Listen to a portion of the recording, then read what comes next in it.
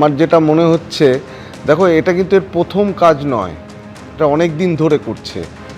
আর special operation group সিআইডির যেটা কাজ করেছে খুব ভালো করেছে, on the basis of definite input. Definite input মানে হচ্ছে সঠিক ইনপুটের উপর ভিত্তি করেই করেছে। এবং যে আর্মসগুলো পাওয়া গেছে তার মধ্যে 9mm তো প্রহিবিটেড বোর, সেগুলোই বা কোথা থেকে পেলো?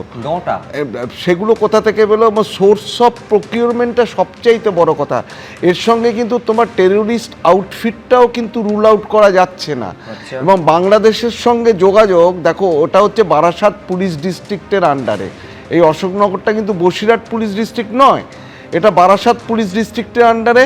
এবং Barasat police district along with CID যে এসওজি টিমটা, এটা কিন্তু এই যে আর্মস সাপ্লাইয়ের যে গ্যাংটা, এদের মোডাস অপারেন্ডি কিন্তু এই যে স্বামী যে সে জানে না বললে হবে না।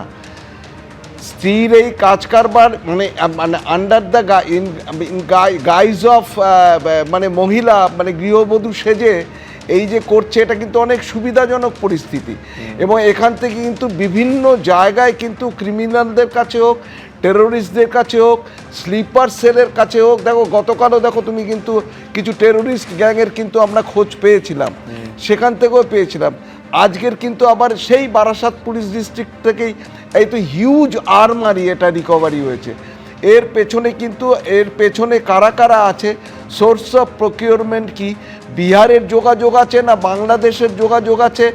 এখান থেকে কিন্তু বাংলাদেশের সঙ্গে যে যোগাযোগ রাখছে সেটাও কিন্তু আমার মনে হয় সেটাও কিন্তু পসিবিলিটি কিন্তু রুল আউট করা যায় না। এটা কিন্তু সিরিয়াসলি এটা দেখতে হবে। এসওজি, এসটিএফ, লোকাল পুলিশ এবং সিআইডি, এই এই চারটি ডিপার্টমেন্ট মিলে কিন্তু এটাকে কিন্তু ক্র্যাক করতে হবে।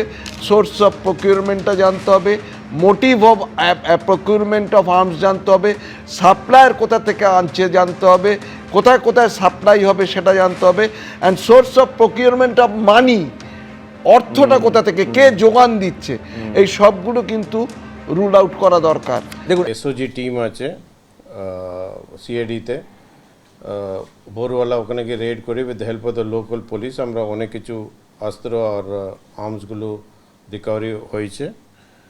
এবার আমাদের দেখতে হবে কোথা থেকে নিয়ে আসা হলো। ও তো প্রথমে জবলপুর থেকে বেরিয়েছে, তারপরে এখানে এসছে, তারপরে কোথায় ডেস্টিনেশন, এগুলো it's a matter of investigation. আমরা অ্যারেস্ট করব আর এই পুরো নেটওয়ার্কটা বন্ধ করার জন্য আমাদের পুরো চেষ্টা থাকবে। এগুলো সব এখন আমি ইনভেস্টিগেশনে এখন জাস্ট এটা হয়েছে, তো পরবর্তীকালে আবার কিছু ডেভেলপমেন্ট হলে পরবর্তীকালে আপনাদেরকে পুরো ম্যাটারটা আমরা জানাবো।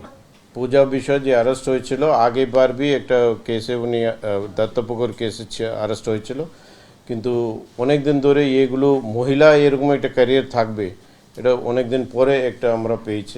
এবিপি আনন্দ, এগিয়ে থাকে, এগিয়ে রাখে।